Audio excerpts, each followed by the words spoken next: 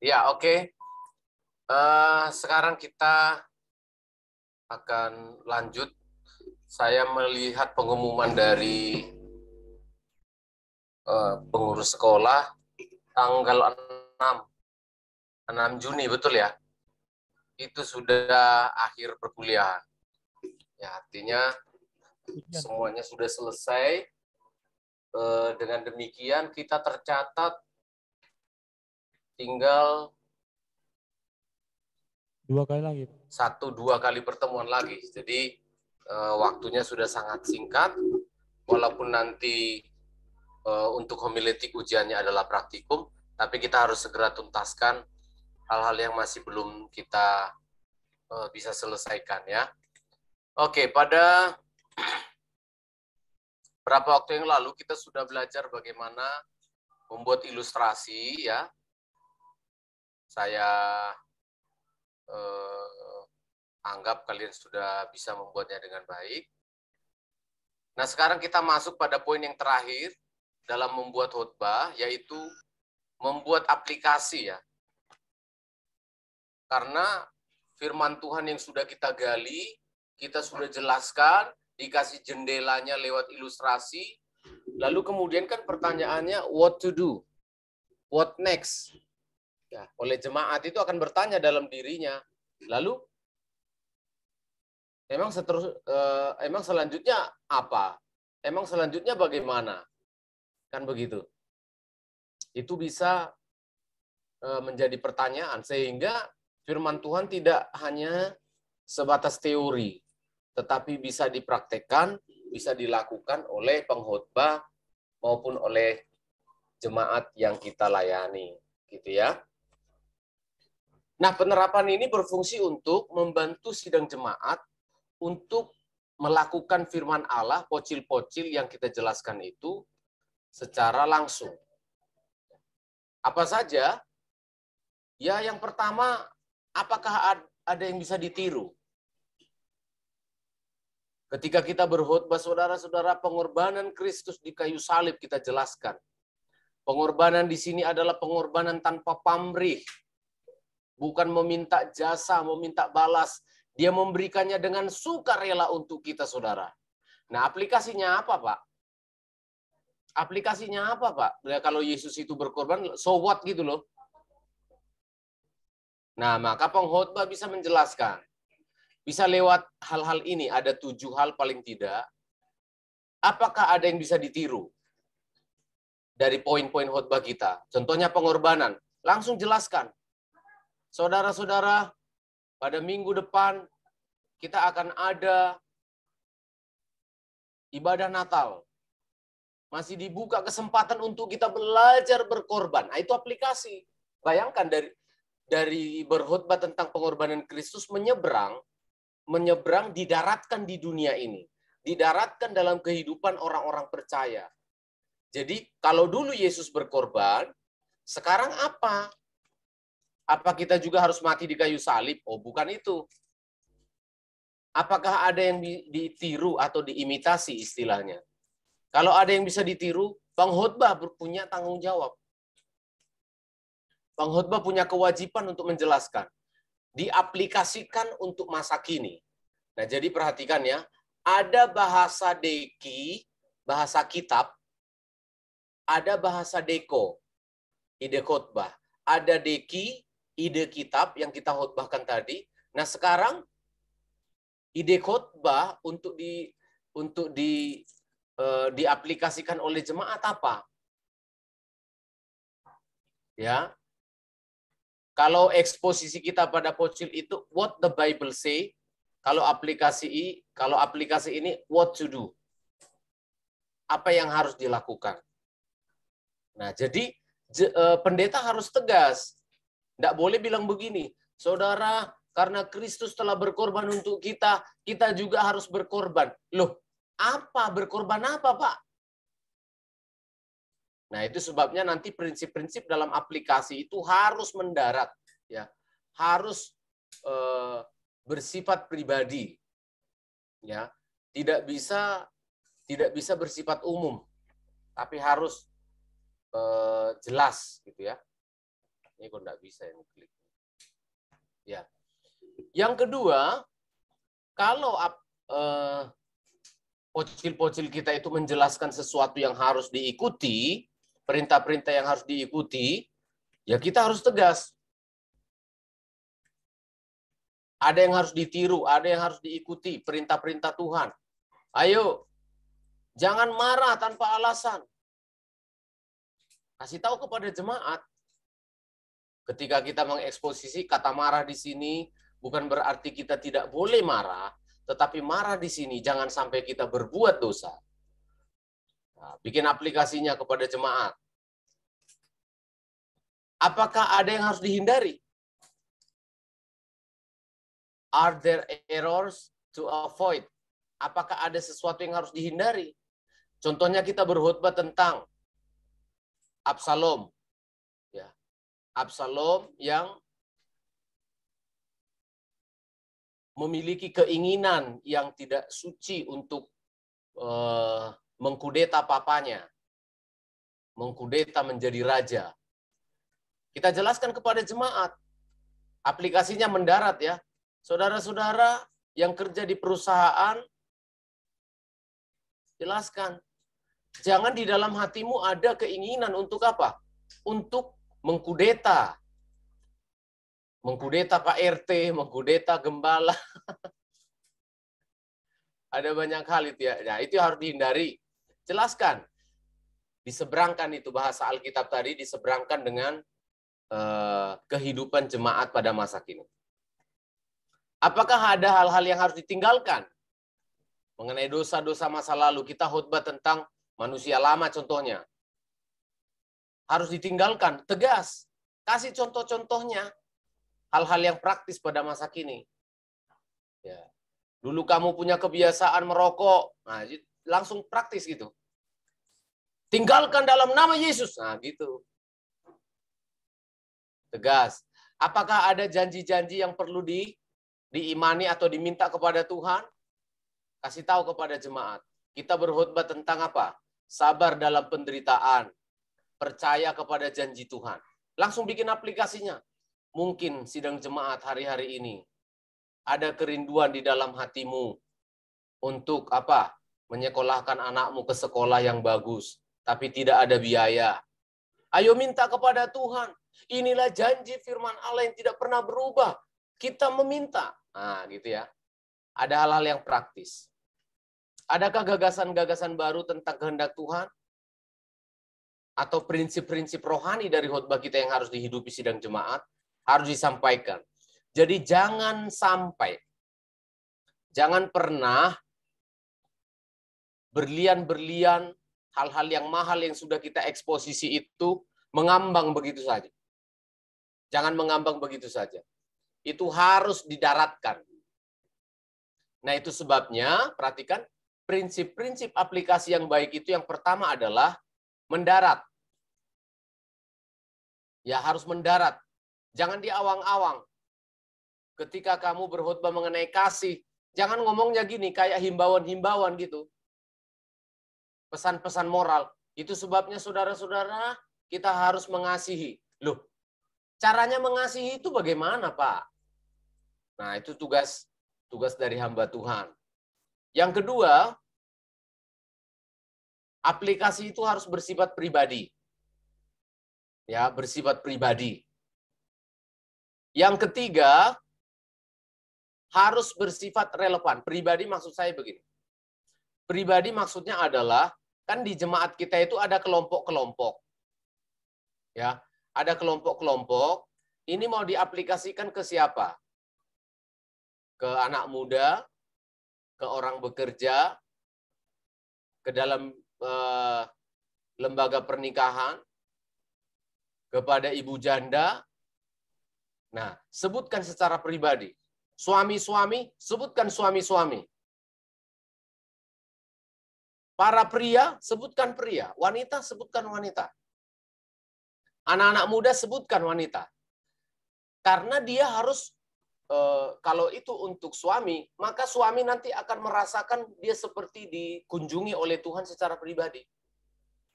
Karena pesannya mendarat. Bukan secara umum ya. Bukan secara umum. Tapi kalau bisa pengkhotbah itu berbicara secara pribadi. Aplikasi-aplikasi itu secara pribadi. Kepada mahasiswa contohnya, langsung diaplikasikan. Saudara ketika di sekolah, ini bicara tentang ketekunan contohnya. Baru dikasih tugas 1. Sudah nggak dikerjakan 2. Ya. Tugasnya baru dikasih 1, yang nggak dikerjakan 2 gitu kan. Iya. Kemudian harus relevan. Relevan maksudnya adalah tepat seperti kehidupan masa kini. Tidak bisa aplikasi itu diterapkan. Saudara bikin aplikasi tentang apa? Tentang kehidupan di zaman bapak saya, diterapkan pada zaman masa kini udah nggak bisa. Itu sebabnya saudara-saudara, kalian harus tidak makan. Karena kita sedang berbicara tentang berpuasa. Maka saudara-saudara, anak-anak sekolah nggak boleh makan, harus berpuasa supaya engkau berkenan kepada Tuhan. Ya mati dia di sekolah. Tidak relevan aplikasi itu untuk anak-anak itu.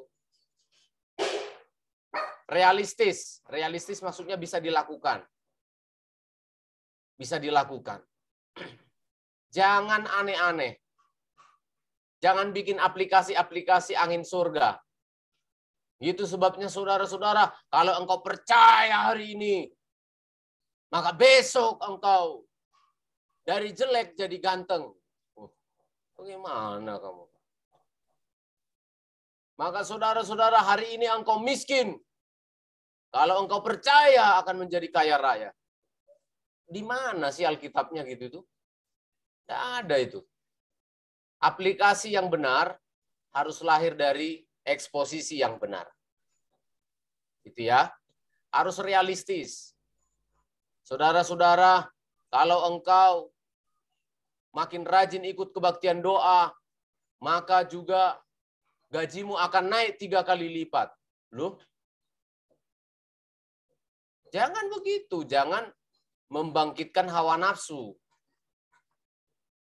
lewat aplikasi-aplikasi yang membual gitu ya. Angin surga, istilahnya itu angin surga untuk sidang jemaat. Jangan. Realistis, harus juga spesifik. Ya, harus spesifik. Kalau bicara tentang kasih, kita khotbah tentang kasih yang spesifik. Itu sebabnya saudara kita harus mengasihi. Loh, mengasihi bagaimana? Jelaskan. Seorang suami begini loh mengasihi. Seorang anak begini loh mengasihi. Seorang pimpinan begini loh mengasihi. Nah, dibuat spesifik. Gitu ya. Oke, inilah cara membuat aplikasi yang harus ada di setiap pocil-pocil kita. Perhatikan bagian ini. Khotbah pemilihan paling spektakuler setelah pocil ada 2 menjelaskan mengenai sebelum dunia dijadikan, mengenai sebelum melakukan apa-apa, ada ilustrasi, lalu ada aplikasi. Ya. Dibuat aplikasinya. Baru setelah ada aplikasi, baru kita masuk kepada kesimpulan. Ya. Nanti tolong ya, ini saya bikin proyeknya. Khotbah yang sudah kalian punya, pocil-pocil yang sudah ada, dan ilustrasi yang sudah kalian buat, sekarang masukkan aplikasi. Buat aplikasi untuk khotbah itu ya.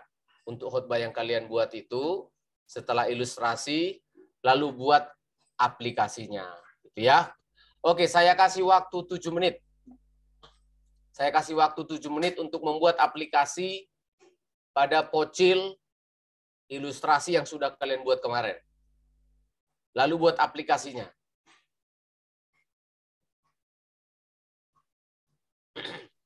Kita bikin satu contoh saja, satu contoh dari pocil kalian. Nggak usah semuanya, satu aja, supaya kita bisa melaju cepat.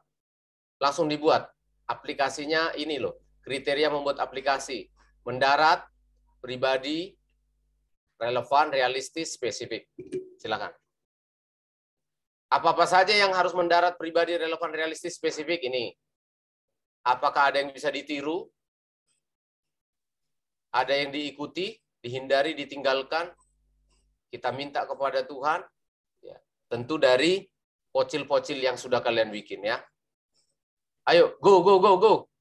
Semangat, siang-siang, jangan tidur.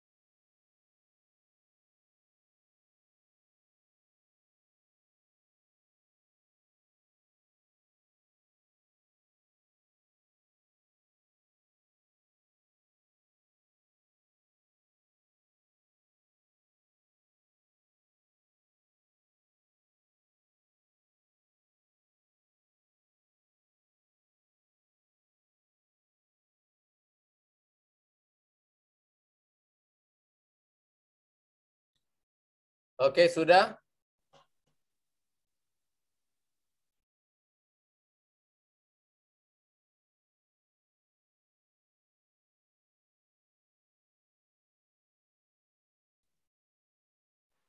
Kita coba ya. Kita coba ya. Siapa yang sudah sambil belajar? Pak Stefan. Ya. Saya belum mencoba, Pak. Ya, silakan ya.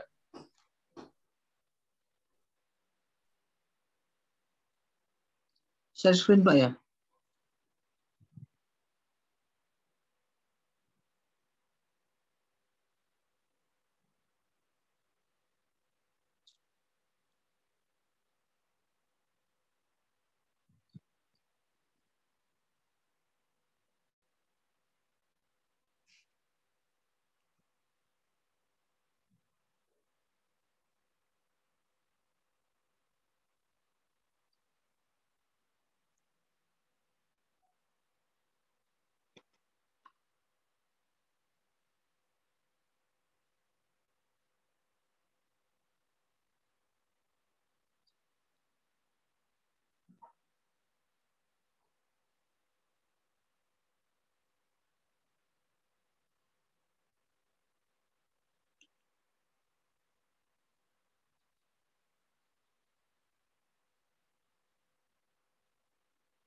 Belum muncul, Pak ya?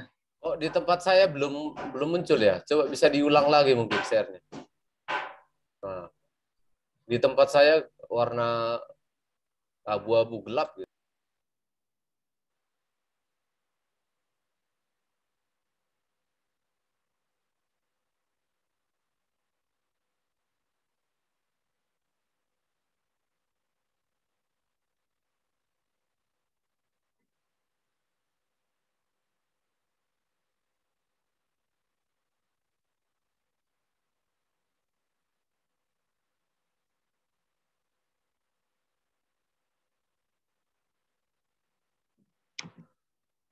Ya, ini sudah.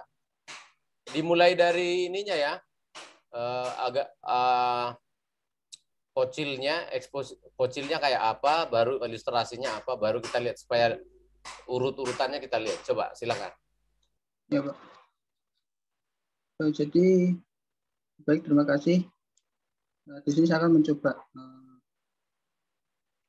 menjabarkan mengenai di dalam ayat yang sudah saya cari di dalam 2 Korintus 4 ayat yang ke-7 sampai yang ke-11, di mana pocilnya lemah karena hanya bagian tanah semata. Itu yang terdapat di dalam ayat yang ke-7 dalam 2 Korintus 4 ayat yang ke-7 bagian A. Pocilnya lemah karena hanya bagian tanah semata. Kemudian ini dibaca juga, Pak, yang ilustrasinya. Nggak usah, langsung ke ilustrasi, baru aplikasi. Oh, ya. Jadi di sini ilustrasi saya mengenai tentang 2 ekor binatang, yaitu katak dan siput. Di mana ada suatu ketika ya, ada seekor siput yang sangat mungil, di mana dia itu menganggap bahwa Tuhan itu tidak adil kepada dirinya. Apalagi ketika ia melihat seekor katak yang dengan lincah dapat meloncat-loncat di antara suak belukar, sementara dirinya tak bisa jalan cepat, apalagi meloncat dan berlari. Kemudian siput ini datang menghampiri sang katak dan berkata, "Enak banget ya, kamu bisa loncat ke sana ke sini. Sementara aku jalan pun aku tidak bisa cepat lantaran menggendong cangkangku yang berat ini." Kemudian katak menjawab dengan entengnya, "Iya dong, aku bisa berlari dan meloncat dengan cepat ketika mengejar mangsa, sedangkan kamu lemot." Di sini si katak sambil menertawakan si siput ya.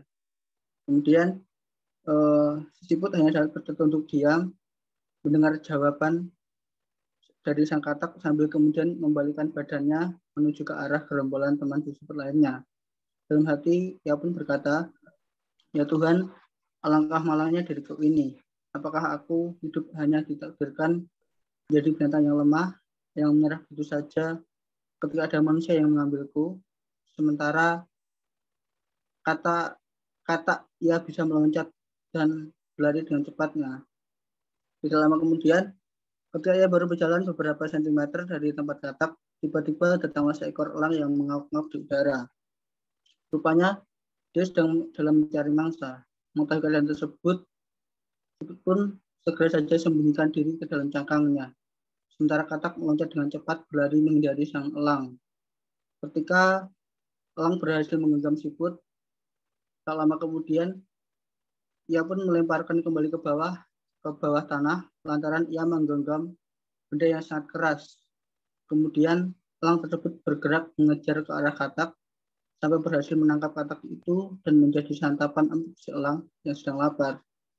Sang siput merasa dirinya sangat beruntung dan berterima kasih kepada Tuhan dengan apa yang terjadi dan dengan apa yang telah dimilikinya. Jadi aplikasi yang bisa saya buat di sini yaitu terkadang kita tuh lebih cenderung memandang kelemahan diri sendiri dan kelebihan yang ada pada orang lain tanpa mengerti bahwa Tuhan menciptakan kita dengan kelebihan-kelebihan yang tidak dimiliki oleh orang lain.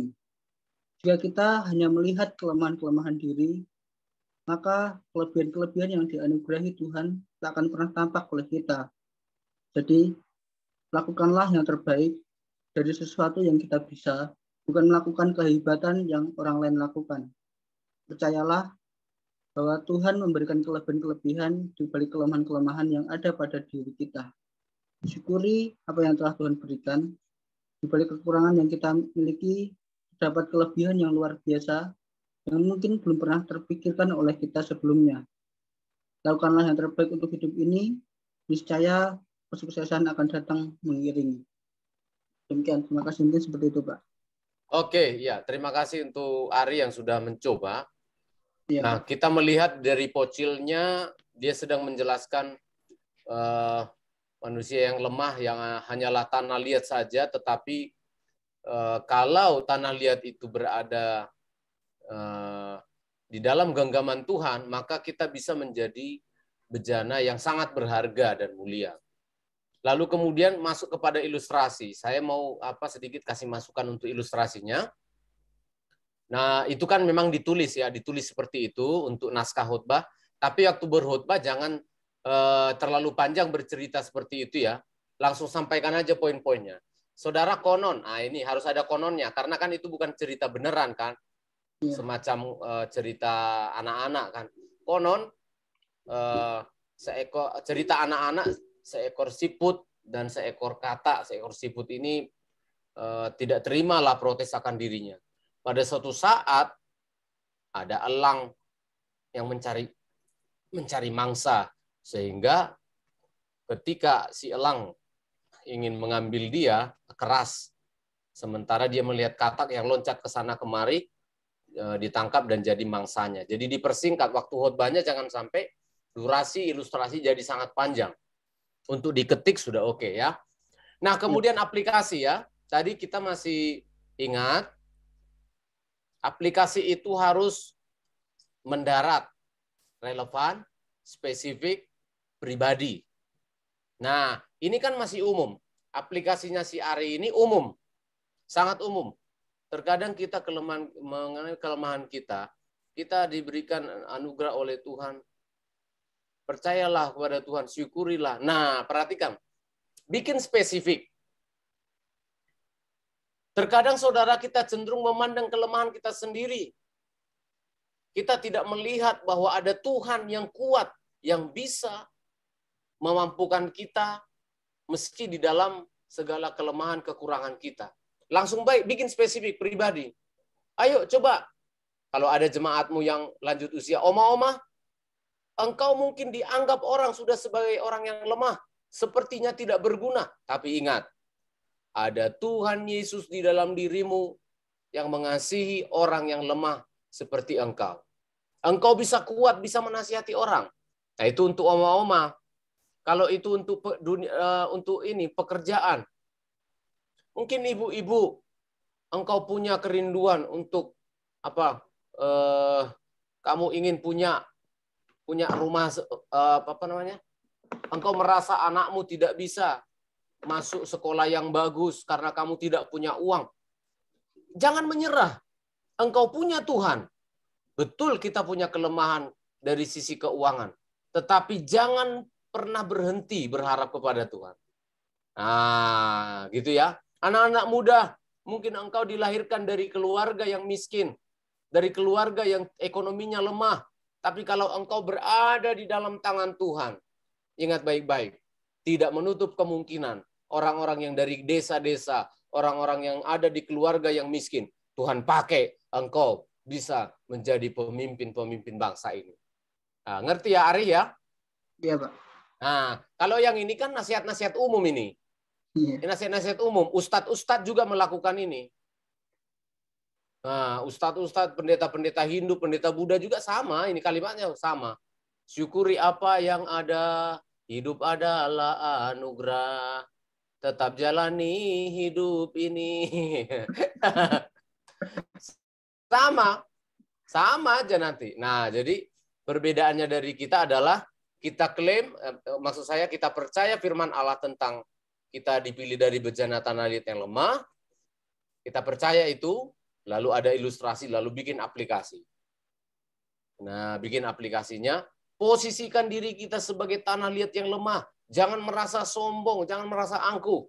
Hei anak-anak muda, lah gitu ya. Nanti Bapak ajari waktu khotbah delivery. Hei anak-anak muda, jangan karena kamu merasa kamu masih bisa lari 60 km per jam, karena kamu merasa masih bisa cari uang yang banyak, lalu kamu tidak sopan kepada orang tuamu.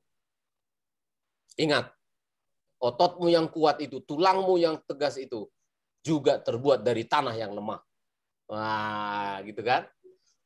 Apa yang bisa dihindari, apa yang bisa ditiru, apa yang bisa diklaim, apa yang bisa dilakukan. Itu aplikasi. Ya, kamu sedang berbicara tentang tanah liat, apa yang bisa ditiru, apa yang bisa ditingkatkan, apa yang bisa diminta. Nah, itu selalu ya. Jadi ingat prinsip-prinsip yang tadi. Relevan, mendarat, pribadi, spesifik. Ya, apa yang bisa dilakukan jemaat, apa yang bisa dihindari oleh jemaat, apa yang bisa diminta oleh jemaat. Nah, gitu-gitu ya. Oke, ini salah satu contoh yang sudah cukup baik ya. Tinggal membuat spesifiknya, pribadi dan spesifik untuk aplikasinya. Oke, satu lagi, siapa sukarelawan?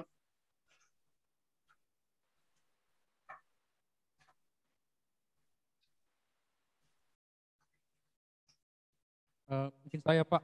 Ya, silakan, Gideon. Bisa share screen juga.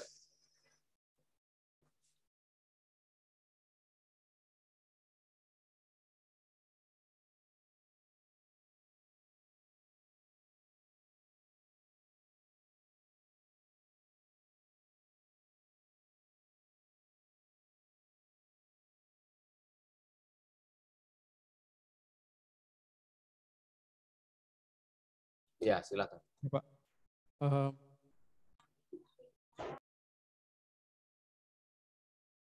Di garis besar saya, yang pertama ciptaan baru adalah persatuan dalam Kristus.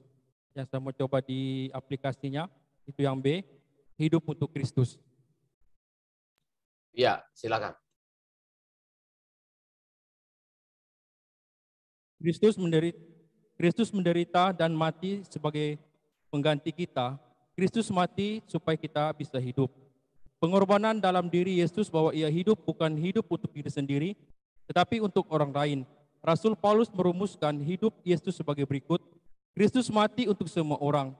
Namun tujuan pengorbanan Kristus tidak hanya sampai di situ saja. Tujuannya lebih daripada itu. Kristus hidup untuk kita dan juga kita hidup untuk Kristus dan untuk orang lain. Ilustrasi, setiap keberhasilan pendidikan ada pengorbanan. Mulai dari orang tua yang mengasuh kita, mengantar kita ke sekolah, ibu dan bapak guru yang berusaha payah mengajar kita membaca dan menulis, dan lain sebagainya. Entah orang tua, entah saudara, entah guru atau dosen, yang pasti ada yang mereka yang berkorban. Pengorbanan adalah hidup untuk orang lain. untuk kepentingan orang lain, untuk kebutuhan orang lain, untuk kebaikan dan keberhasilan orang lain.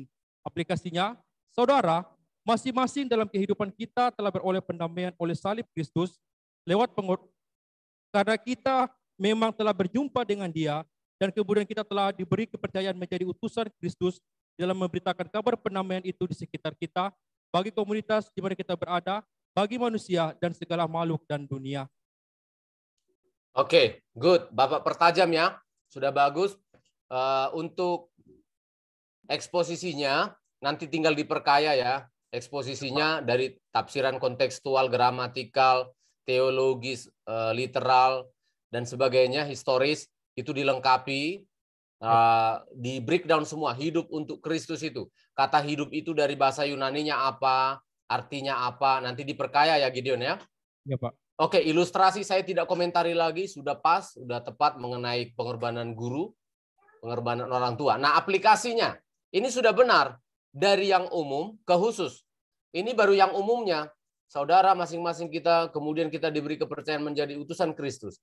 Nah, perhatikan ya teman-teman yang lainnya, ini kan berliannya, berkat firman Tuhan yang disampaikan oleh si Gideon ini kan, itu bicara tentang hidup untuk Kristus.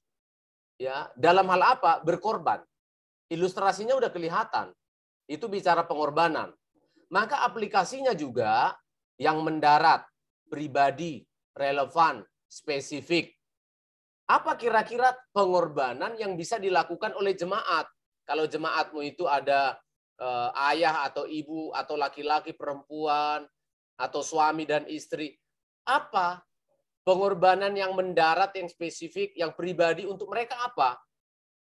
Itu loh. Langsung ngomong begini. Contohnya kamu ingin aplikasikan kepada suami-suami.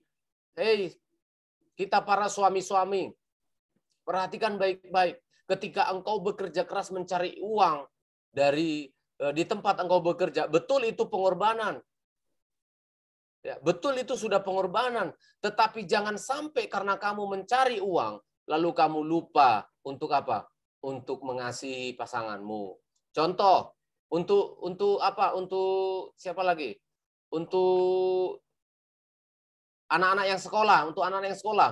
Anak-anak perhatikan, Kristus telah berkorban untuk kita. Ayo berikan yang terbaik untuk Tuhan lewat studimu. Kalau engkau dituntut untuk mengerjakan PR, lalu kemudian harus dituntut mengerjakan makalah, ayo diatur waktunya. Belajarlah berkorban, mengorbankan tidak main game dulu. Berkorban untuk mengurangi nonton TikTok-nya, bikin TikTok, Instagram dan sebagainya. Nah, itu pengorbanan. Jadi langsung spesifik. Ya.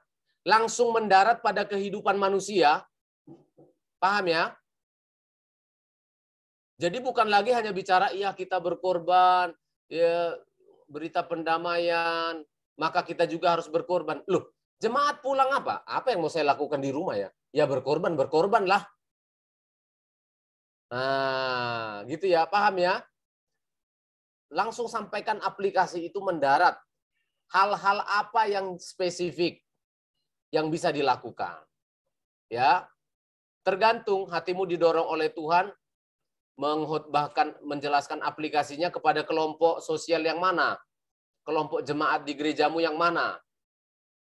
Kalau ibadah wanita kan sudah jelas. Langsung khotbahnya itu diaplikasikan ke wanita-wanita. Ya kan? Kalau ibadah umum, nah bisa diterapkan kepada, biasanya di ibadah umum itu kelompok ini aja yang ada. Suami, istri, anak-anak muda, orang tua, lansia, dan orang yang bekerja. Paling tidak ada 4 ini kita sasar. Pernikahan, dunia pekerjaan, dunia sekolah anak-anak muda, dan dunianya orang yang lanjut usia. Ya, jadi gitu ya, aplikasinya itu bicara tentang pengorbanan, apa yang bisa dilakukan jemaat. Langsung ngomong. Nanti saudara pulang dari gereja sini. Ayo. Jika engkau sebagai orang tua yang sudah capek kerja dari sekolah, lalu ada anakmu minta dibantu pelajaran sekolahnya. Ayo belajar berkorban, memberikan waktunya. Nah, itu contoh aplikasi yang spesifik dan mendarat. Banyak pendeta gagal di situ. Eksposisinya bagus, tapi aplikasinya jelek sekali. Rata-rata orang GPT pintar buat aplikasi. Jago-jago. Orang-orang GPT itu jago-jago. Dalam nikah rumah tanggamu, kamu belum sampai mencucurkan darah. Yesus sudah berkorban. Nah, itu jago. Orang GPT, pendetanya saya lihat jago-jago aplikasi, tapi banyak yang keliru di eksposisi. Nah, sehingga aplikasi-aplikasinya lahir dari karena niru-niru pendeta yang lain aja. Bukan lahir karena eksposisinya. Oke ya? Jadi itu Gideon ya? Pak Stephen, Ya, silakan. tadi kan Bapak katakan supaya kita di ibadah umum kan di situ ada yang kita ada orang tua, suami istri. Nah, semuanya kalau itu harus kita pilih Pak ya. Dari aplikasinya itu salah satu atau mungkin kita mau sasar istilahnya orang tua atau anak. Ya. Oke, bagus pertanyaan ini ya. Nanti akan Bapak jelaskan itu di homiletika yang kedua. Setelah ini mungkin belum sekarang bisa masuk ke situ, tapi nanti ada yang disebut dengan restatement. Restatement ada kalimat yang seperti diulang-ulang, itu akan membantu aplikasi kita bisa menjangkau semua kelompok. Contoh begini ya, itu sebab, ini bicara tentang kasih, itu sebabnya dalam kehidupan kita, dalam pernikahan kita, di dalam kehidupan kaum muda, dan juga di dalam kehidupan kita di dunia pekerjaan. Nah, restatement. Dengan restatement kita bisa menjangkau semua kelompok usia. Tapi pertanyaan Gideon tadi, apakah kita harus pilih Pak? Ataukah kita terapkan untuk semua kalangan? Tergantung aplikasimu. Ya, memang betul sebagai seorang pendeta, sebagai gembala, berupayalah kalau bisa disasar beberapa kelompok itu.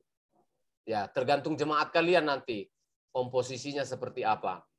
Tetapi kalau dalam khutbahmu itu ingin difokuskan saja kepada 2 kelompok atau 3 kelompok tertentu saja, bagi saya juga tidak masalah. Tapi jangan lupa pada pocil berikutnya, kelompok yang belum kamu sasar itu kalau bisa disentuh gitu loh. Kalau bisa. Kan ada 4 pocil itu. Ada 4 pocil nanti setidaknya kelompok itu kamu ngomongkan juga. Kalaupun tidak ngomong di aplikasi, nanti di restatement. Ya, bagaimana dalam khutbah itu, dalam delivery penyampaian khutbah ada namanya restatement. Itu dulu yang bisa Bapak jawab ya, Gideon ya. Ya baik Pak, makasih. Ya, oke. Ya, yang lainnya itu saya anggap sudah ditulis saja di naskahnya. Nanti pada waktunya bisa ditampilkan. Karena nanti khutbah yang kalian siapkan itu juga yang kalian pakai untuk praktikum, kan? Oke, sekarang kita masuk membuat kesimpulan dulu. Udah hampir selesai, udah selesai lah. Ya. Nah, sekarang bagaimana membuat kesimpulan atau penutup khutbah kita? Seorang pengkhutbah harus menutup khutbahnya. Mengapa Pak ditutup? 1, karena kita terbatas oleh waktu di dunia ini. Selalu aja ada waktu yang membatasi. Jangan pernah gunakan kalimat ini lagi. Cukup di zaman saya. Ada banyak orang tua yang selalu berkata begini, kalau dibilang jamnya sudah begini, langsung dia jawab dari mimbar apa? Saya tidak bisa dihentikan oleh orang. Hanya Roh Kudus yang bisa menghentikan saya, katanya. Besoknya nggak usah diundang lagi itu pendeta itu. Iya kan? Buktinya dia nggak datang ke gereja kita untuk berkhutbah begitu saja, kita undang dia. Kenapa bukan Roh Kudus yang undang dia aja? Supaya dia berkhutbah di surga aja kan gitu. Nah, artinya gini, untuk kita lah, nggak usah kita ngomongin generasi yang lalu-lalu. Untuk kita, bagaimanapun juga, kita ini hidup di dalam waktu. Pasti dibatasi oleh waktu. Hanya Allah Tritunggal yang tidak dibatasi oleh waktu. Dia di luar limitasi batasan waktu. Kita tetap dibatasi waktu. Mengapa kita perlu menutup khutbah kita? Karena kita dituntut oleh waktu. Yang kedua, mengapa kita harus menutup khutbah kita? Supaya jemaat yang tadi sudah mendengar kita berkhutbah selama maksimal 1 jam tadi, mereka mendapatkan intisari yang semacam diulang kembali. Semacam ringkasan dari khutbah kita yang tadi, 1 jam itu, akhirnya mereka dapatkan kembali. Jadi sangat penting. Apapun alasannya, apapun katanya, kalimatnya, kamu harus mengakhiri khutbah. Ya, ada banyak pengkhotbah-pengkhotbah. Bahkan beberapa minggu yang lalu saya masih lihat. Ya, bahkan ini di pemakaman loh. Ini baru beberapa hari yang lalu. Bahkan di pemakaman, jemaat keluarga duka sudah kepanasan di kuburan. Kebetulan saya ikut. Sudah kepanasan, kipas, panas sekali. Sudah capek kedukaan mereka karena jenazahnya disemayamkan 3 hari, ibadah penghiburan dan lain sebagainya. Keluarga kan sudah kelelahan, kurang tidur. Lalu di pemakaman berdiri lagi. Lalu khotbah lagi dia sampai 1 jam. Sudah mau selesai, disambung lagi. Kesaksian lagi. Habis disambung kesaksian, baca ayat lagi.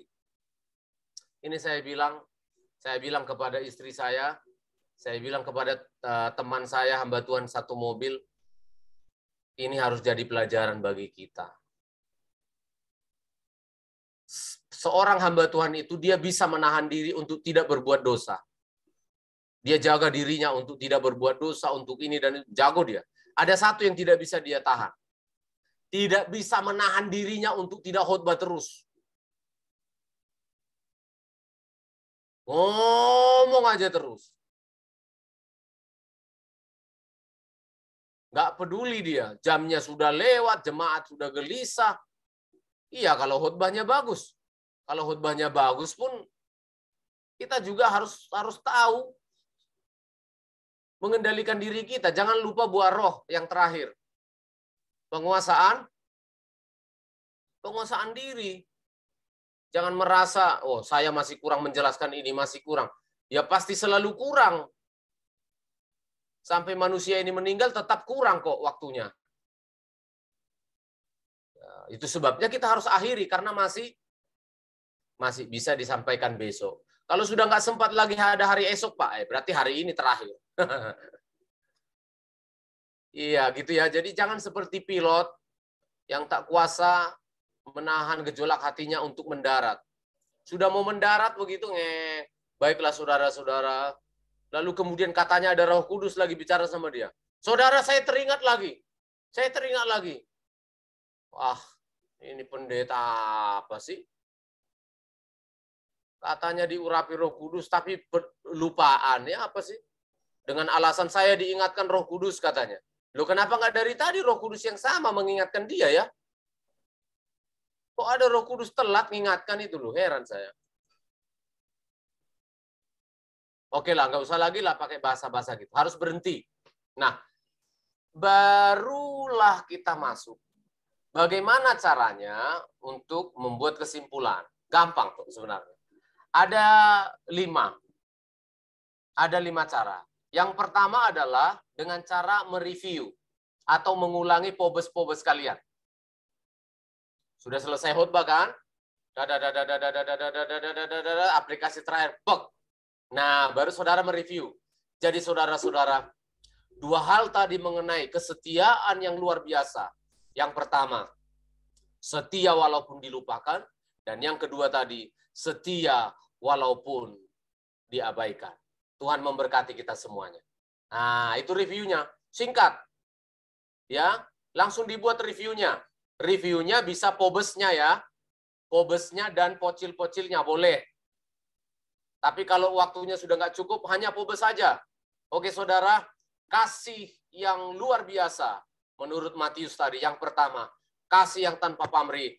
Dan yang terakhir, kasih yang berbagi. Mari kita nyanyikan satu pujian. Enak gitu loh.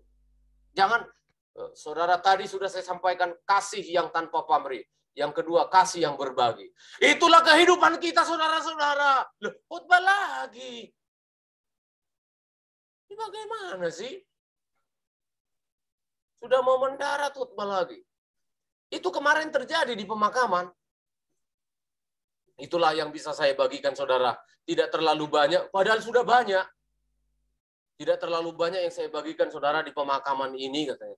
Lalu dia cerita lagi, saya dulu di Riau begini loh, saudara. Wah, ini bahaya ini, saya bilang. Itu keluarga kasihan, keringatan, tidak karu-karuan. Semua ngambil kertas, itu kan sebuah kode sebenarnya bagi pembicara.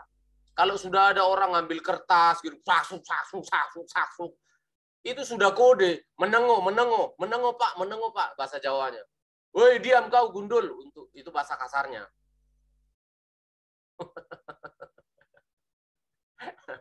Nah, itu ya. Jadi itu yang pertama, review. Review singkat aja. Yang kedua, kalau kamu lupa pobos-pobosnya, ulangi aja kalimat-kalimat yang utama dari khotbahmu itu.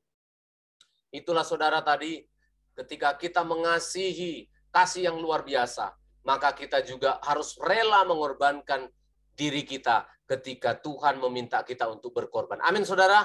Amin. Mari kita nyanyikan, pengorbananmu sempurna. Nah, gitu. Jangan dipanjang-panjangi. Ya itulah.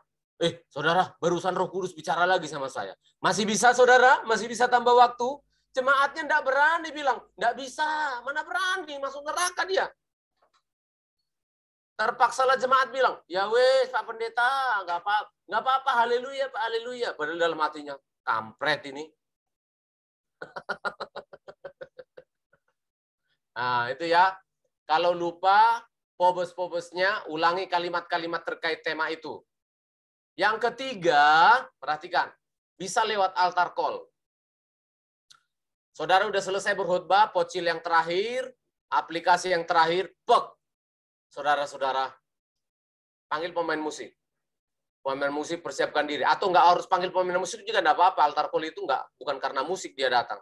Saudara, itulah pengorbanan Allah yang diminta agar kita juga belajar untuk berkorban.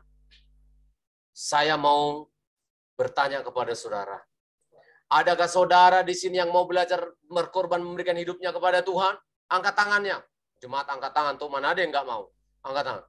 Yang angkat tangan, maju semuanya. Nah, itu jebakan. Nggak boleh altar call gitu ya. Hai saudara, apakah semua percaya tadi firman Allah yang saya sampaikan? Percaya, Pak. Yang percaya coba lambaikan tangan, angkat tangannya. Yang angkat tangan maju semuanya. Nah, itu kan jebakan. Jangan ya. Altar call itu secara jujur saja.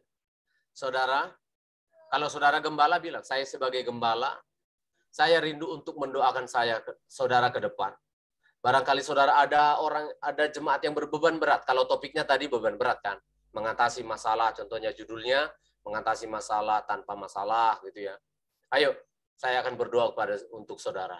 Mari main musik nyanyi. Altar call. Nah, jadi kita mengulangi kata-kata khotbah kita tadi sedikit-sedikit mengenai apa? Yang kita tekankan apa? Pengorbanan. Mengenai panggilan apa? Saudara yang terpanggil untuk melayani Tuhan, backing vokal, singers, apa saja di gereja kita, ayo. Engkau yang butuh kekuatan, engkau merasa sendiri. Kalau topiknya mengenai itu, ayo maju. Nah, itu altar call. Agak mirip dengan challenge, tantangan. Challenge ini tapi bukan langsung altar call. Bukan harus altar call. Contohnya gini, pertobatan. Topiknya tadi pertobatan. Saya menantang saudara. Saudara-saudara yang masih hidupnya mabuk-mabukan. Selama 1 tahun yang lalu, sekarang di bulan Desember ini. Saya tantang saudara. Saudara mau meninggalkan mabuk-mabukan untuk tahun depan? Ya. Nah, itu challenge. Itu tantangan. Oke. Angkat tangan semuanya, saya mau berdoa untuk saudara. Berdoa, selesai. Atau keempat-empat di atas bisa dikombinasi. Ya, bisa dikombinasikan. Mereview, mengulangi kalimat-kalimat topik, altar call, setelah di challenge. Nah, itu boleh. Kadangkala saya pakai 4-4-nya ya. Saya pakai 4-4-nya. Sudah nyanyi, begitu di tengah nyanyi, nah ini hati gembala ya, hatinya ditekankan, itu lo ada jemaatmu lo, butuh didoakan, altar call. Oke, saya hentikan dulu musiknya, saya sebagai gembala rindu untuk mendoakan saudara. Nggak usah bilang begini, Roh Kudus tadi bisik-bisik loh sama saya. Nggak usah lah. Iya kan? Ada loh Roh Kudus tadi ngomong loh ke telinga saya. Nggak usah, bilang aja. Hati saya ditekankan oleh Tuhan. Ya, hati saya ditekankan oleh Roh Allah untuk barangkali ada 1-2 orang di antara saudara yang mau didoakan. Saya berikan waktu di depan sini. Mari maju. Ayo. Mari maju. Lalu didoakan. Kadang-kadang kita kombinasi. Kadangkala yang paling sering itu adalah nomor 1. Itu saya, gaya saya ya. Paling sering nomor 1. Karena jemaat waktu hari Jumat atau Sabtu pagi kan sudah terima itu garis besar khotbah saya, flyer namanya. Sudah terima garis besar khotbah saya. Nah, itulah yang saya ulangi pada waktu menutup khotbah saya. Oke, langsung praktek sekarang. Coba bikin penutup kesimpulan dari khotbahmu. Silakan pilih salah satu atau nomor 5. Nomor 1 sampai nomor 4 dikombinasikan. Silakan.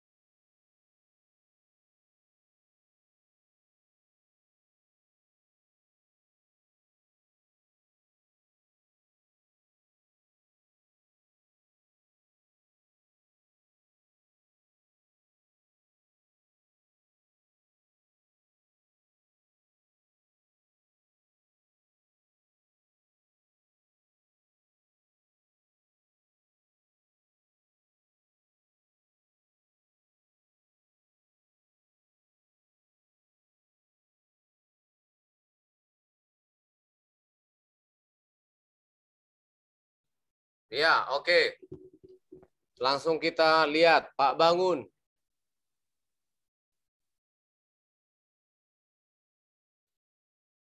Coba dibuat kesimpulan khotbahnya, kesimpulan.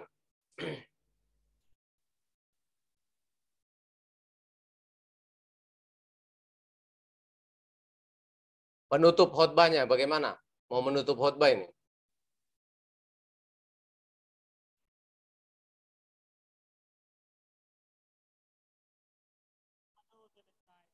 Belum kedengaran.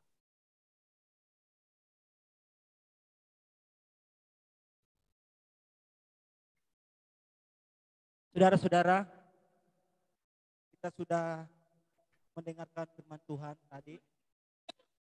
Dan kita akan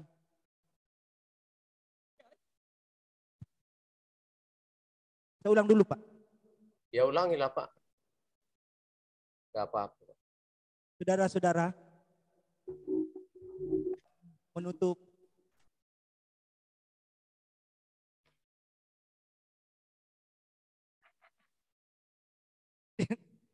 Belum kedengaran. Oh, belum, Pak. Ya.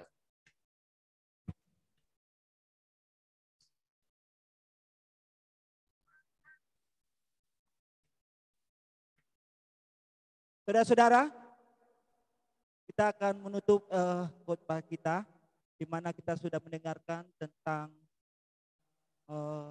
Tuhan Yesus menyembuhkan seorang bisu dan Khotbahnya Bapak, jangan seorang bisu lagi. Yang Bapak khotbahkan memang itu tah. iya, Pak. Saya khotbah ini, Pak, yang Injil Matius pasal 9 ayat 32 34. Iya tah. Iya, Pak. Tidak, karena kan ada sambungannya saya, Pak, dari pasal 9. Yang Bapak sudah buat selama ini, pobes-pobesnya, pocilnya, ilustrasinya itu. Sudah ada, Mas. Masih ada kan? Lupa. Naskah khotbahnya Bapak, jangan dibikin yang baru, maksud Bapak, maksud saya. Bukan yang baru. Penutup khotbah yang sudah pernah Bapak bikin aja. Bukan khotbah baru.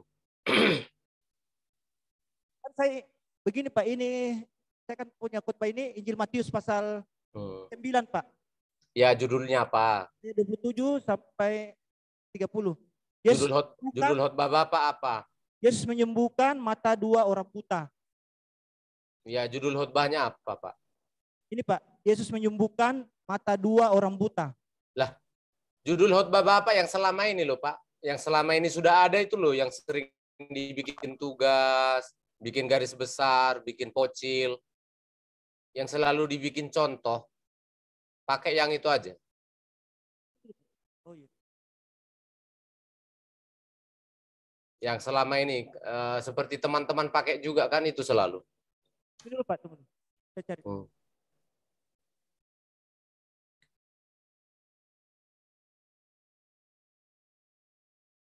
Tuhan Yesus sanggup menyembuhkan.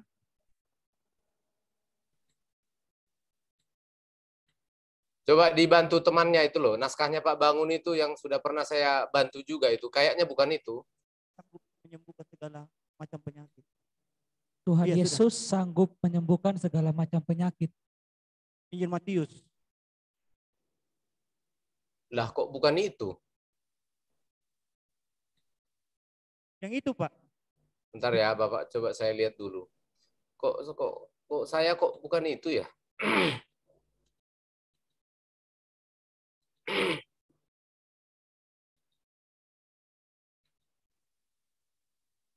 Arih kan menjadi bejana yang mulia.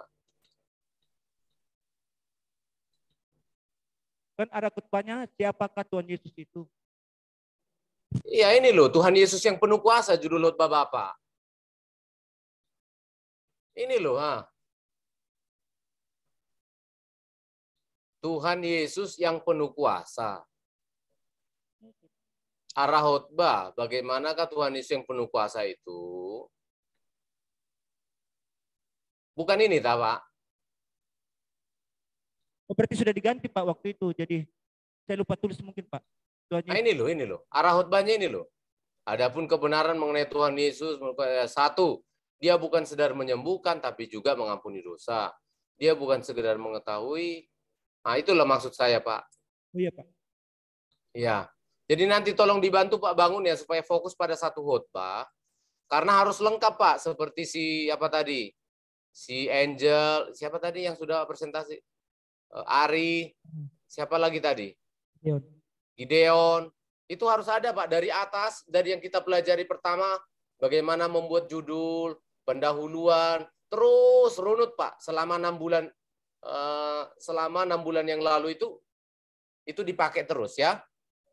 Iya, Pak. Oke, tolong nanti dibantu ya Gideon ya, tolong bantu Pak Bangun dulu. Supaya fokus pada satu khotbah ya.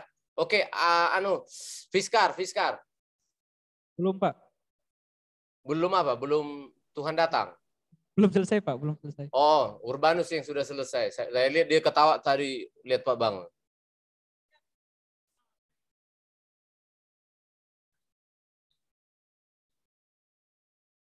Belum, Pak. Belum apanya? Hah? Belum siap, Pak. Belum siap. Kan cuma bikin kesimpulan. Pobesmu sudah ada, judul khotbahnya sudah ada. Contohnya ya, Amang, teh. Contoh ya, contoh kamu mau bikin kesimpulan dari review nomor 1 tadi, cara membuat kesimpulan. Tinggal ngomong toh, judul khotbahmu apa? Apa judul khotbahmu Urbanus? Kalau ini Pak, saudara-saudara, untuk menghadapi pencobaan adalah harus kita berserah diri dan percaya kepada Tuhan. Ya, saudara-saudara, apa judul khotbahnya? Menang menghadapi pencobaan. Kita sudah mendengarkan tadi bagaimana arah khotbahnya kan apa? Bagaimana? Bagaimana Pak? Ya, jadi gini, diurutkan ya gini. Saudara-saudara, kita telah mendengarkan tadi bagaimana cara menang menghadapi pencobaan. Yang pertama, apa Pobesmu? Hidup kita harus bersandar kepada Tuhan. Hidup kita harus bersandar kepada Allah. Dan yang terakhir, saudara, hidup kita harus percaya kepada Tuhan. Hidup kita harus percaya kepada Tuhan. Amin, saudara? Amin. Amin. Sudah, apa susahnya sih? Saya yang kurang jelas menjelaskan atau kalian yang sedang tidur ini? Aduh. Wong tinggal hanya mereview, kok bukan bikin baru. Mereview. Kalau penutup khotbahnya itu dari nomor 1. Sekarang, Gideon, kamu yang ini, yang altar call. Coba yang altar call, judul khotbahmu apa?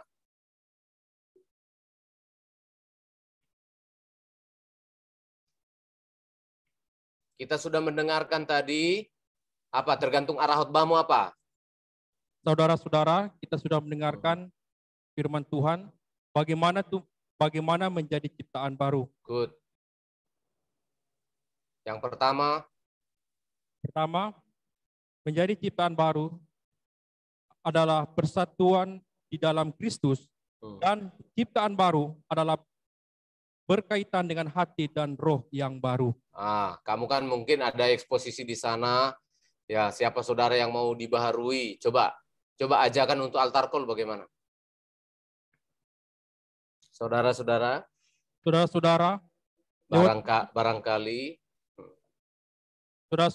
barangkali dalam kehidupan saudara, lewat firman yang sudah kita dengar, ya, ada di antara saudara yang tergerak untuk datang kepada.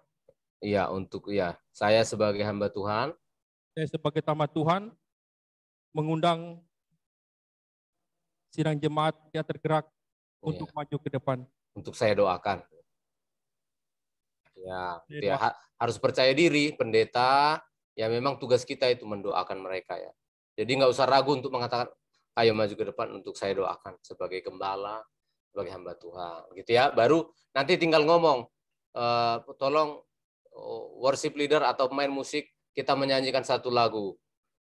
Aku berserah. Ya, gitu ya. Oke, jadi itulah kira-kira cara menutup khotbah kita. Ya, bisa lewat hanya review, bisa review plus altar call, bisa hanya mengulangi kalimat-kalimat temanya kalau nggak ingat persis pobes-pobesnya bisa hanya kalimat-kalimatnya diulang-ulangi boleh. Jangan, kalau bisa di kitab Pentakosta jangan langsung tutup dalam doa. Boleh-boleh aja sih, nggak ada yang larang. Nggak ada yang larang. Saya juga pernah melakukannya. Begitu selesai khotbah, amin, mari kita berdoa gitu. Tapi sebaiknya di kalangan kita Pentakosta, terkenal jemaatnya Pentakosta itu dia sangat-sangat terbiasa dengan manifestasi. Ya, dia ingin meresponi firman Allah itu dengan sedikit manifestasi emosi yang suci dari dirinya. Dia ingin bersyukur, dia ingin menyembah, dia ingin menangis, dia ingin terharu. Jadi kita fasilitasilah. Jadi kalau bisa nyanyikan satu lagu lagi untuk menghantar altar call atau menghantar doa syafaat penutup khotbah kita. Itu ya. Oke, kita ambil waktu dulu sebentar, kita break, kita masuk homiletika yang kedua, bagaimana menyampaikan khotbah kita. Kita break sebentar.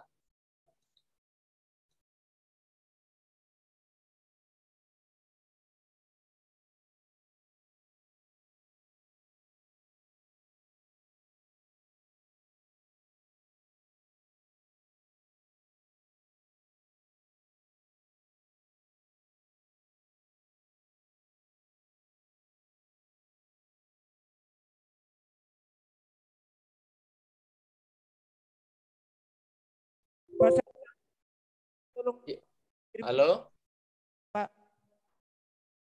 Pak, mohon izin Pak, saya bisa minta tolong Pak, yang bahan khotbah saya bisa dikirimkan kembali Pak. Oke, nanti saya kirim ya. Oh iya Pak, itu berkati Pak. Ya. Oke, kita lanjutkan lagi. Nah, jadi secara praktis, ya, secara praktis kalian sudah siap, sudah bisa membuat naskah khotbah ya. Saya anggap sudah selesai, mulai dari menentukan nats, membuat judul khotbah, pendahuluan, kalimat penghubung, arah khotbah, kalimat tema, garis besarnya sendiri, dan kesimpulan sudah tuntas saya ajarkan semuanya. Nah, sekarang kita akan masuk bagaimana seni atau teknik menyampaikan khotbah itu sendiri. Ya. Dalam 1 Korintus pasal 2 ayat 1, Paulus bilang begini. Demikianlah pula ketika aku datang kepadamu saudara-saudara, aku tidak datang dengan kata-kata yang indah atau dengan hikmat untuk menyampaikan kesaksian Allah kepadamu, kepada kamu. Sebab aku telah memutuskan untuk tidak mengetahui apa-apa di antara kamu selain Yesus Kristus, yaitu Dia yang disalibkan. Aku juga telah datang kepadamu dalam kelemahan dan dengan sangat takut dan gentar. Baik perkataanku maupun pemberitaanku tidak kusampaikan dengan kata-kata hikmat yang meyakinkan, tetapi dengan keyakinan akan kekuatan roh, supaya kamu jangan bergantung pada hikmat manusia, tetapi pada kekuatan Allah.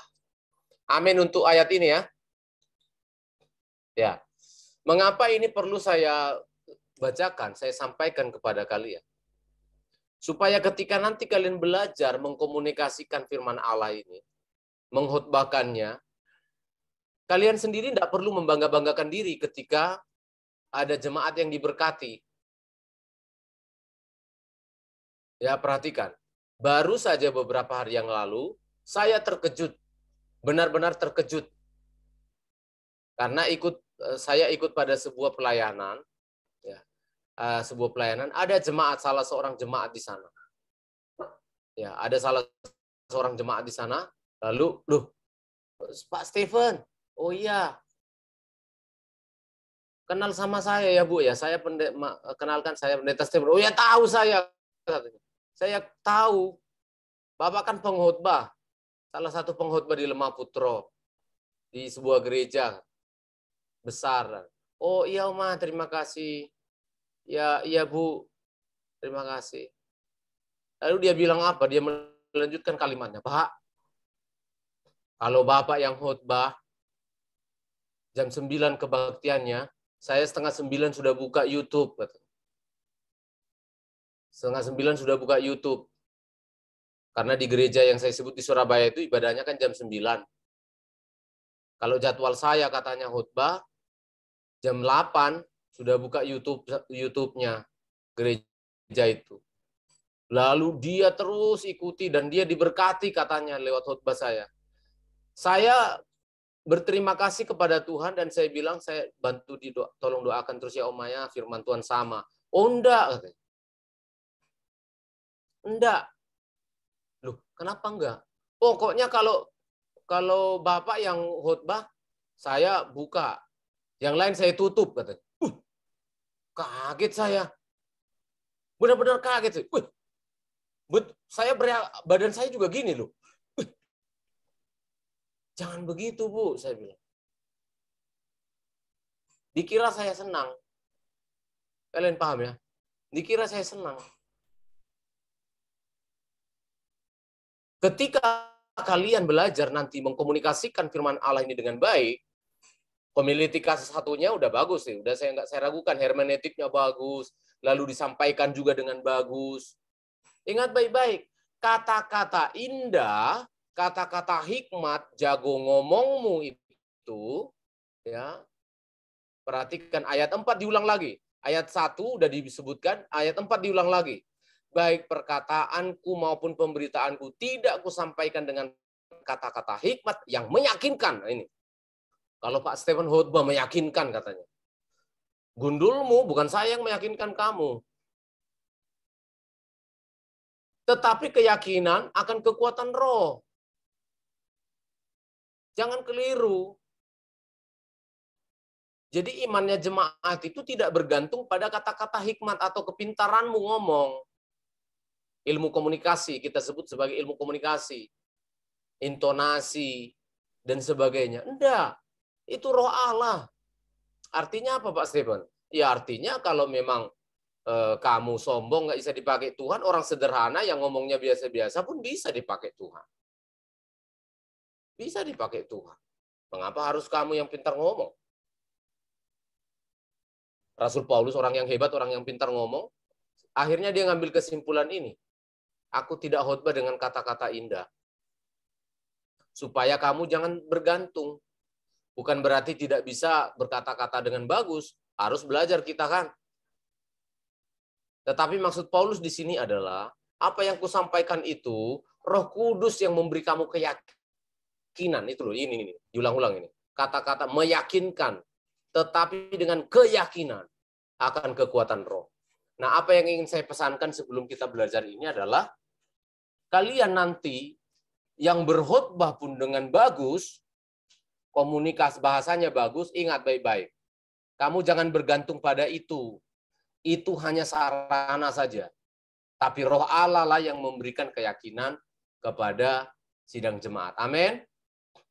Ya, jadi tidak ada lagi kata-kata, oh harus kayak itu loh, kayak Pak Sianu bagus itu. Saya bolak-balik mendengar itu, kok saya nggak bahagia itu.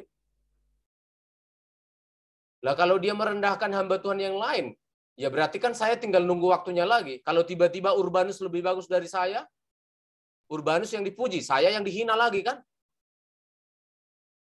Betul enggak? Tinggal nunggu giliran saya aja kan? Sekarang mungkin dibilang saya bagus, tapi nanti tiba-tiba Fiskar bagus, nah saya yang dihina. Ya sama saja berarti. Saya enggak mau hamba-hamba Tuhan rekan saya kok sekerja gitu kan. Oke, supaya kalian tahu prinsipnya. Kalaupun kita belajar ini, tujuannya adalah untuk apa? Untuk kita bisa secara efektif mengkomunikasikan firman Allah. Nah, jadi ilmu berkhotbah itu adalah, ilmu menyampaikan khotbah itu atau delivery itu adalah ilmu komunikasi. Ya, ilmu komunikasi. Berkhotbah tidak lepas dari hubungannya dengan komunikasi. Bahkan saya sebutkan, khotbah itu seluruhnya adalah komunikasi. Karena kita ngomong kan, khotbah itu seluruhnya adalah komunikasi. Sehebat apapun khotbah yang dipersiapkan, homiletika 1, mulai dari nats khotbah sampai kesimpulan, sebagus apapun itu sia-sia kalau tidak dikomunikasikan dengan baik. Itu kata SPM. Ya, SPM itu dekat di sini, di rumah saya sini.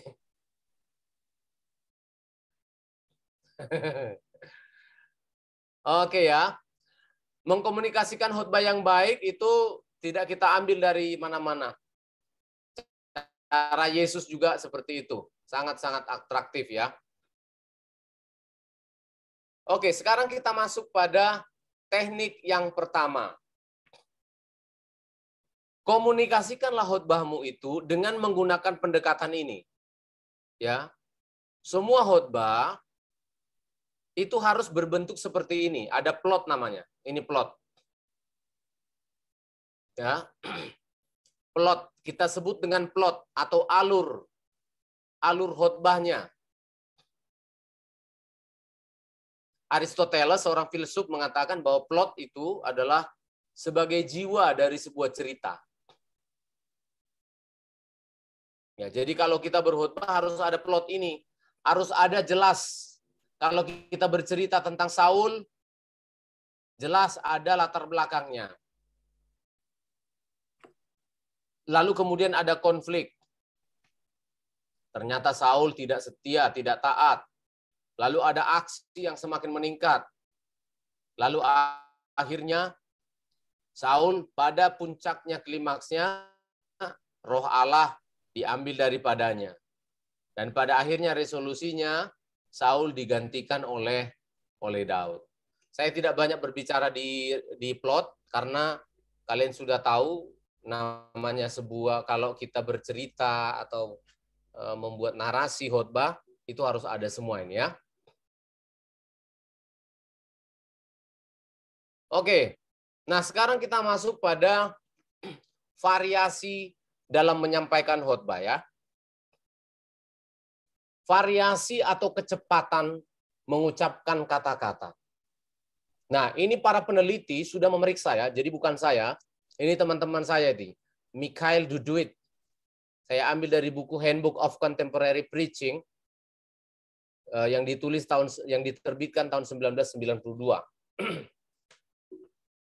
Mereka bilang begini,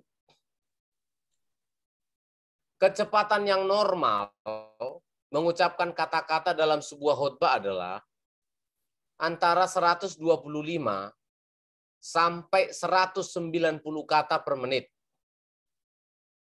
Ulangi ya, pelan-pelan ya. Supaya kita belajar mengatur kata-kata. Kecepatan normal mengucapkan kata-kata dalam berkhotbah itu ada range-nya. Antara 125 sampai 190 kata per menit. Atau kalau kita bagi 60 menit, berarti rata-rata 2 buah kata per detik. Ya. 2 buah kata per detik. Contohnya ini detiknya ya. Contohnya ini detiknya tangan saya. Dalam Yesus. Nah, 2 kata dalam 1 detik. Jangan, dalam Yesus. Dalam Yesus. Ya, saudara. Ya, saudara yang dikasih oleh Tuhan. Nah, kamu bukan berkhotbah, itu lagi jualan sayur. Jualan obat itu ya. Nah, jadi harus diatur. Nah, lalu dilanjutkan. Setelah mereka perhatikan, kalau ada orang berbicara 200 kata per menit, itu adalah orang yang berbicara seperti tukang lelang. Tukang jual obat di pasar. Ayo, 1.000, 2.000, 1.000, 2.000, 1.000, 2.000, 3.000, 3.000, 3.000, 3.000. Nah, itu yang wanita-wanita tahu. Tapi kalau yang cowok-cowok, itu kayak reporter sepak bola itu loh. Messi mau main ke kanan, lalu didorong, lalu umpan balik.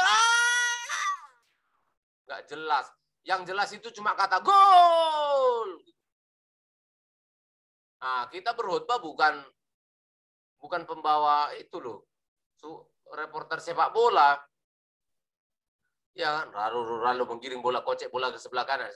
Lalu gagal, dikirim umpan lambung, setelah didorong lagi lalu mau maju, hati-hati, cepret gitu. Nggak jelas kan.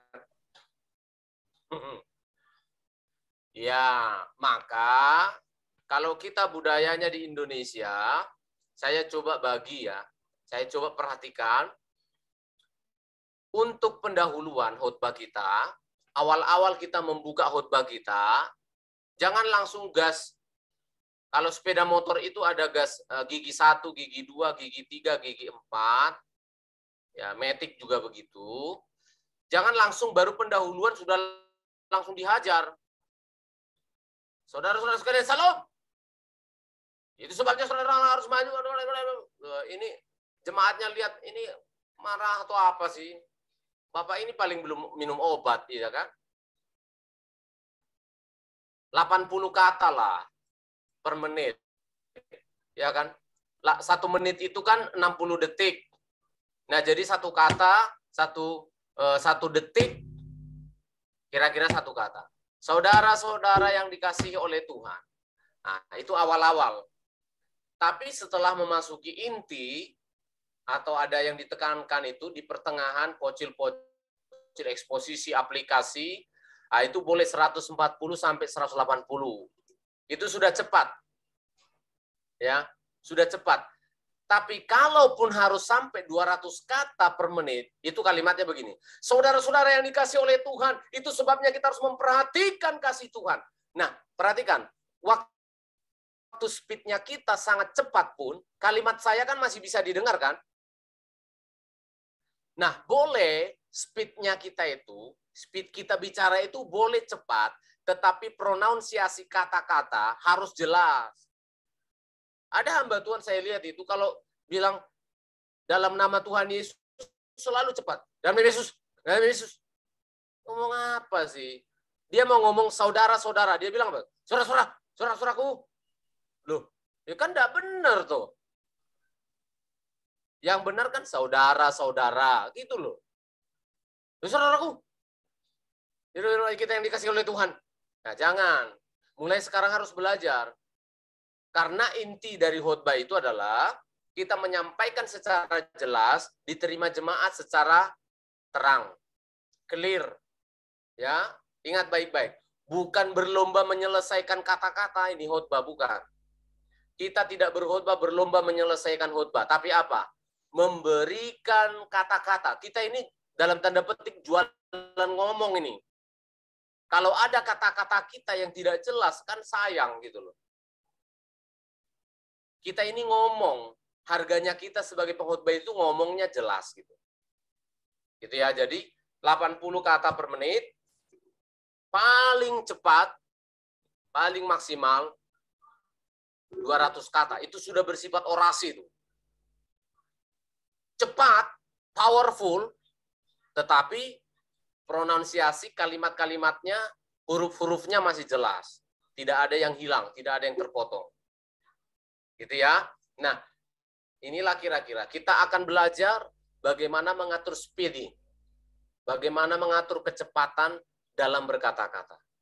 Ya, perlu berlatih, ya, perlu berlatih. Oke. Sekarang kita coba berlatih satu-satu. Ya. Berkhotbah, bukan berkhotbah. Bukan berkhotbah, tetapi bagaimana berkata-kata dengan baik. Tapi nanti tergantung pada ketukan saya ya. Kalau ketukan saya makin cepat, tolong makin cepat. Kalau pelan, satu-satu kata ya. Pelan, dulu pelan, makin cepat, makin cepat, makin cepat. Harus cepat, makin cepat ngomongnya ya. Jadi, bukan berkhotbah, tapi tolong perkenalkan dirimu. Nama saya Angelina Petrerane, saya umur sekian. Saya di Surabaya sudah sekian tahun. Sebelum saya bilang berhenti, jangan berhenti.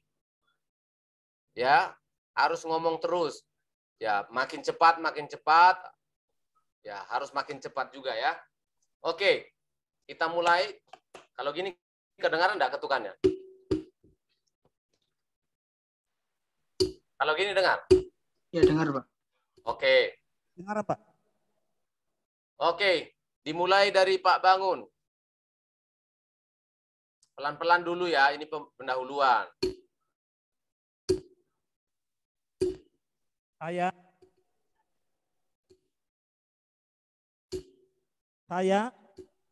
Nama saya Bangun Sambe.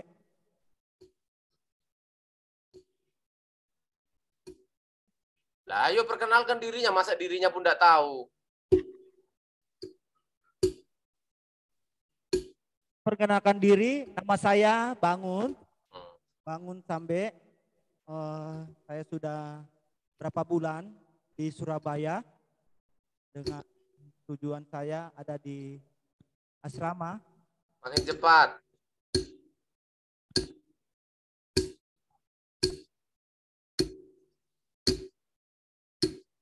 Loh, nggak ada.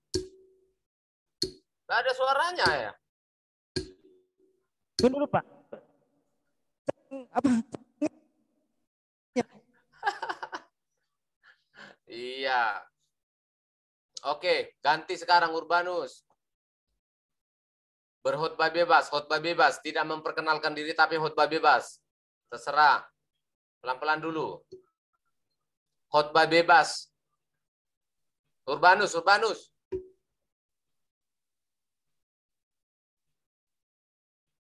Ya, Pak. Ya, ayo.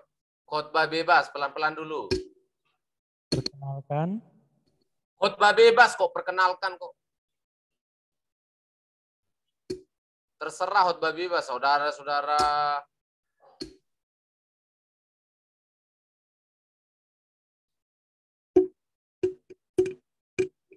Bisa, udah? Khotbah bebas aja ngarang-ngarang. Kamu mau cari apa tuh?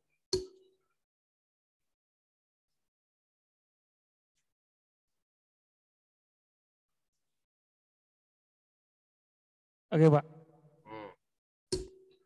Saudara-saudara. Ya, 80.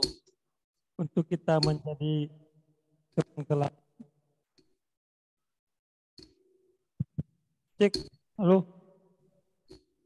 Maaf, Pak. Coba ulang, Pak. Saudara-saudara, untuk kita menjadi seorang teladan, kita harus terlebih dahulu teladan bagi semua orang. Artinya makin cepat. Kita harus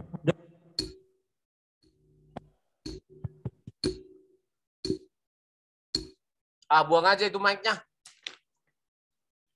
Nggak beres itu. Oke, kita lanjut. Kita lanjut. Iya, itu nggak beres mic-nya ya. Ngadat-ngadat itu.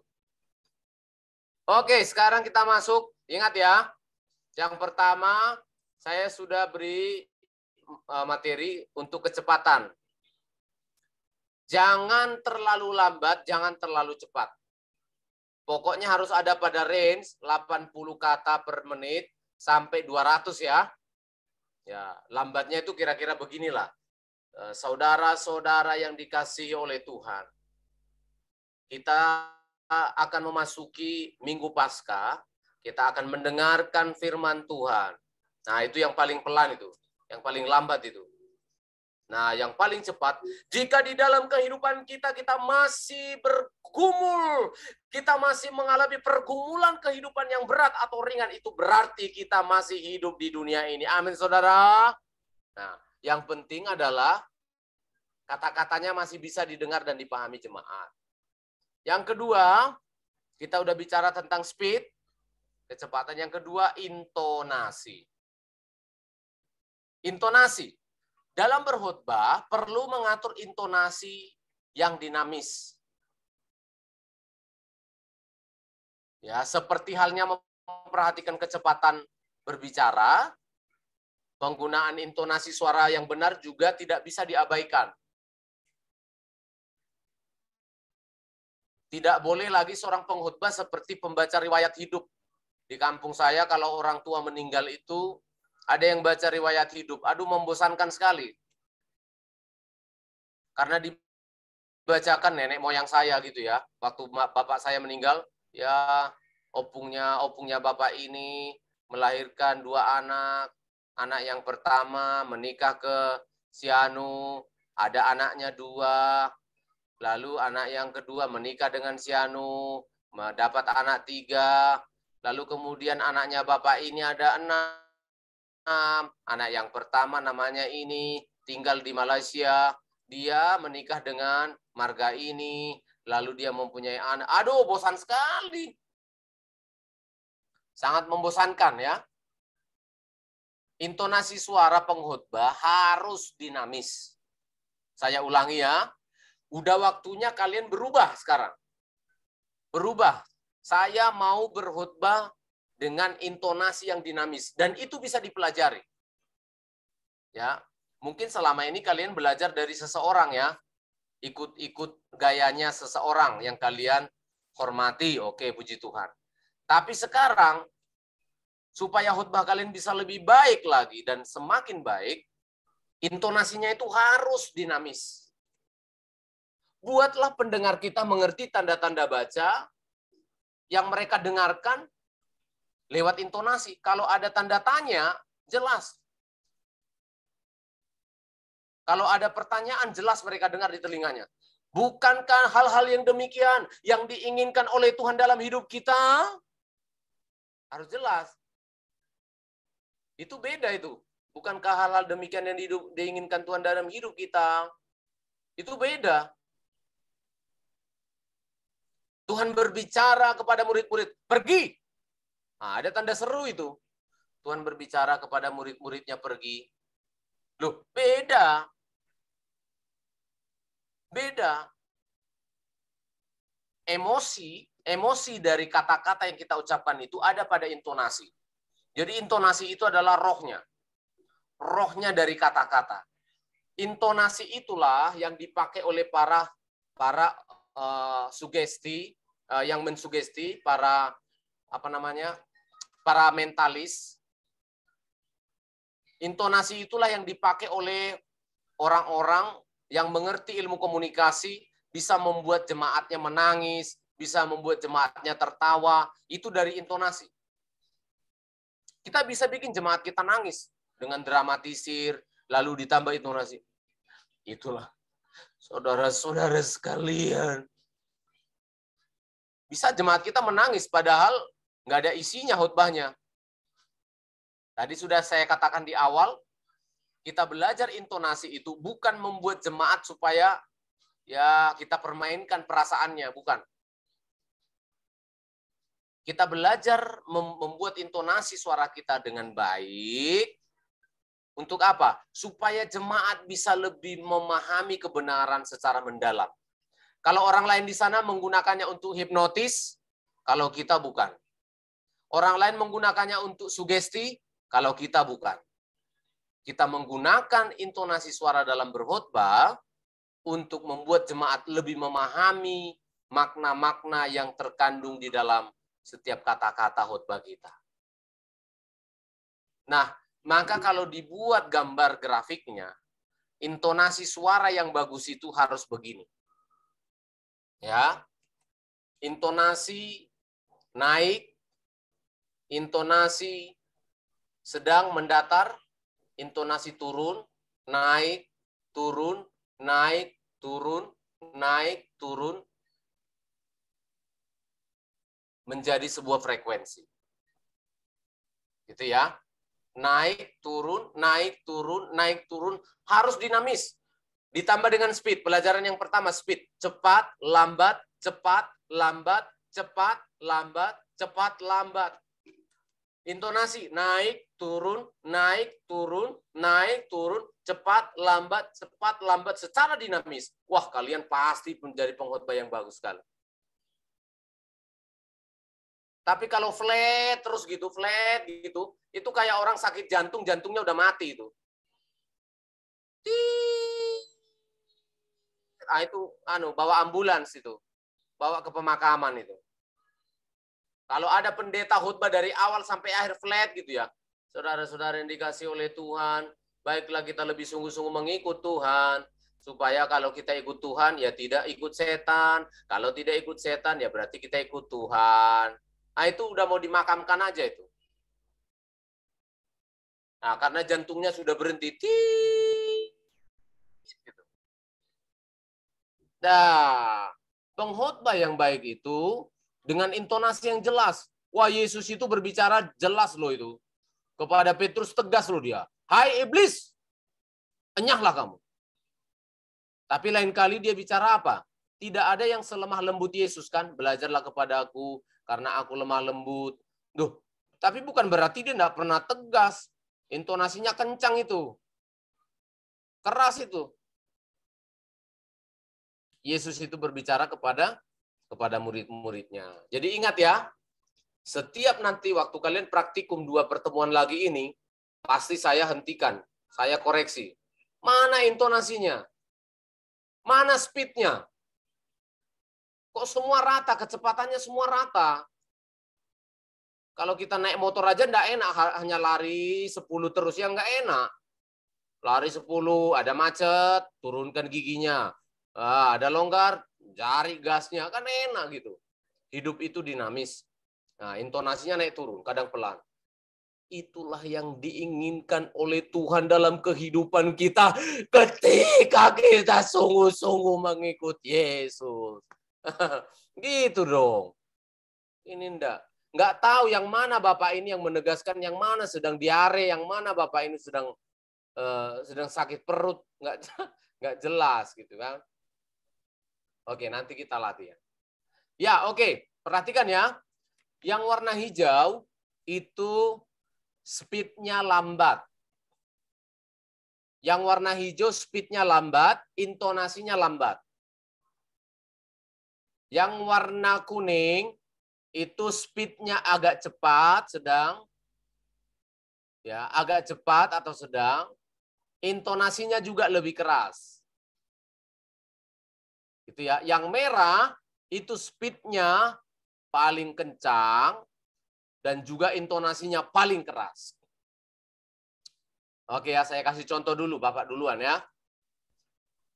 Saudara-saudara yang dikasihi oleh Tuhan. Ini speed-nya ya. Ini speed-nya. Saudara-saudara yang dikasihi oleh Tuhan. Kalau kita lihat dalam 1 Korintus pasal 1 ayat 26 sampai 28. Bahwa Tuhan menginginkan kita untuk mengingat siapakah kita dahulu ketika Allah memilih kita. Saudara, ternyata ketika Allah memilih kita, keadaan kita manusia ditemukan Allah, kita ini adalah orang yang bodoh, kita adalah orang yang lemah, kita orang yang tidak terpandang, kita orang yang hina dan tidak berarti. Artinya, sesungguhnya hidup kita ini jika tanpa Kristus, hanyalah bagaikan sampah masyarakat, kotoran dunia yang tidak berguna. Amin, saudara? Gitu. Ya, jadi ada speed-nya, ada intonasi yang kelihatan. Oke, dimulai dari langsung praktikum, dimulai dari Fiskar. Ingat ya, hijau, speed-nya pelan, intonasinya juga rendah, kuning, sedang, merah, sikat habis. Silakan. Oke, Pak. Urbanus yang ketukan. Yang hijau pelan-pelan, yang kuning makin cepat, yang merah cepat sekali. Ayo, Urbanus yang ketuk. Mulai yang hijau. Pakai mic. Saudara-saudara yang dikasihi oleh Terlalu cepat. 1 detik, 2 kata. Saudara-saudara gitu, pelan-pelan. Yang dikasihi oleh Tuhan. Ya. Kalau kita lihat dalam 1 Korintus 26 ayat sampai 28, bahwa Tuhan menginginkan kita untuk... perhatikan. Saya tidak mendengar kata nginya itu. Itu hilang nginya. Menginginkan kita. Nggak boleh. Harus lengkap. Jangan ada kata yang hilang ya. Nah itu dia. Jangan ada kata yang hilang. Sayang loh. Karena kata-kata itu berkuasa. Coba, bahwa Tuhan, 2, ya. Bahwa Tuhan menginginkan kita mengingat siapa kita dahulu ketika Allah memilih kita. Urbanus percepat. Keadaan kita manusia ditemukan oleh Allah bodoh, lemah, tidak terpandang, hina, tidak berarti. Hajar. Hajar. Artinya sesungguhnya hidup kita jika tanpa Kristus hanya bagaikan sampah masyarakat, kotor dunia yang tidak berarti. Mari kita Gitu. syukur. Kalau yang merah itu, perhatikan ya kalian, yang merah itu habiskan semua potensi yang Tuhan kasih kepadamu. Habiskan sebatas mana suara yang Tuhan kasih, jangan dipaksa kayak suara saya, enggak. Yang Tuhan kasih kepadamu, sikat. Artinya saudara-saudara, sesungguhnya hidup kita ini jika tanpa Kristus. Nah, gitu ya. Ya, jadi beda-beda orang, enggak boleh dipaksakan sama. Oke, sekarang Fiskar yang ketuk, Urbanus yang praktek.